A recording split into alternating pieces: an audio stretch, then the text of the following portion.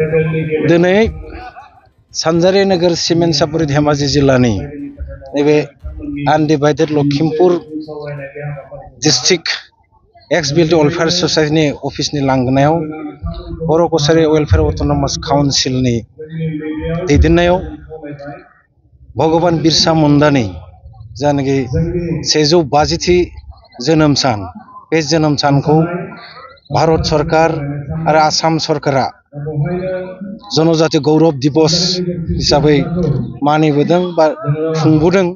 देग्लाय थांनाय बोसोरफोरनिख्रुइबो साबसिन आसाम सरकारा बेखौ अर्गेनाइज खालामदों। जनजातीय जाने गौरव दिवस बेयो जिहेतुके 150 बार्थ एनिभार्सारि अफ भगवान बिरसा मुंडा।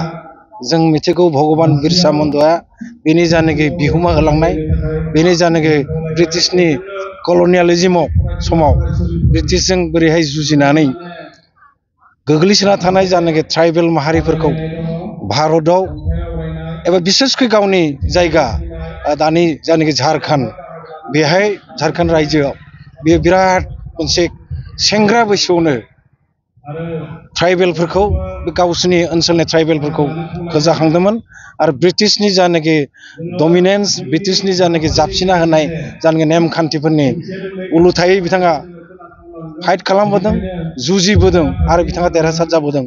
मोनसे समाव बिथांनि जानाखि बिहोमाखौ मिथिनानै बिथांनि जानाखि फल'वार्सफोर, खाथिनि माने गोरों गोरा आरो बे रायजोनि गोरों गोरा बिथांमोना बिथांखौ भगबान होननानै गाबज्रिदों। बियो सासे भगबाननि रुपाव फैनाय, ओंखायनो जोङो बेखौ भगबान होननानै गाबज्रिनांगोन। ओंखायनो बिथांनि बिरसा मुंडानि आगोलाव बिथाङा बे भगबान बिमुंखौ रायजोफोरा होनाय जादों।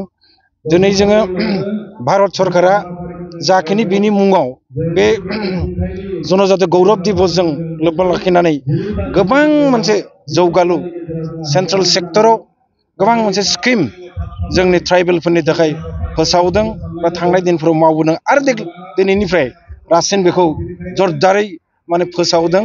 आरो बेखौ आसाम सरकाराबो भारत सरकारजों आसामनि ट्राइबेलफोरनि थाखाय गोबां माखासे स्किम्स जौगालु हाबाफोरनि थाखाय फोसावदों।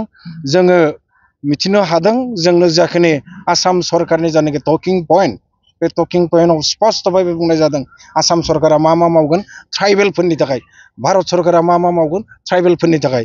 दिनै आङो गोजोनदों नैबे सानजारि नोगोरनि जानाखि सिमेन्ट सापरियाव बिथांनि जानाखि जोनोम सान आरो जनजाति गौरव दिवसजों जाखिनि हाबाफारिफोर जोंनि काउन्सिला लानाय, बे हालामनि गासै बर' माहारियारि आफादफोरजों आरो आगोलनि आरो दानि दैदेनगिरि बिथांमोनजों जयै जों जाफोर हाबाफारि लादों, बे हाबाफारिनि मोनसे हाबाफारिया जाहैबाय दंफां गायनाय।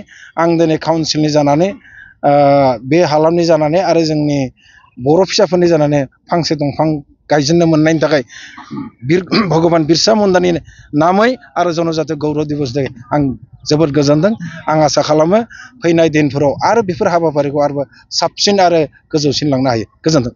जोंनो स्पस्त' खालामदों बर' माहारियारि आफादाल' नङा, जोंनि बर' ट्राइबेलफोरा, ट्राइबेल संघानो हक, CCTUआनो हक, आरो जोङो जेबोखि थाया मानो जोङो बेनि मोनसे समाधान जाजानायखौ जों लुबैदों। बेनि समाधान जानो, नाथाय जोङो बर' बा ट्राइबेलफोरनि थाखाय खुनु खथि जानो मोना, खुनु पयदायाव खथि जानो मोना। थाखानाय जानाखि लिस्ट, बे लिस्टआव हाबनो मोना, बेखिनिखौ बुंबोबाय थानाय जादों। आं आसा खालामदों आसाम सरकारा मोनसे सलिउसन बरनगोन। मैयासिम चिफ मिनिस्टारा बुंबाय थादों 25 नभेम्बर खालि मोनसे आसाम सरकारनि केबिनेट कमिटिनि रिपर्ट फैगोन। बे रिपर्टआ मोनसे मोजां मोनसे सलिउसननि लामा ओंखारगोन। गतिके बेवहाय खुनु गुनु गोथो जायालासेनो बे समसिम नेनो बिथाङा थिनदों। आंबो फोथायो 25 अक्ट' खालि जानाखि आसाम बिधान सभाया आरम्भ जागोन, बेहायनो रिपर्टबो बे समावनो रिपर्ट फैगोन होनना बुंदों। बेखौ नेदोनि। गोजोन्थों।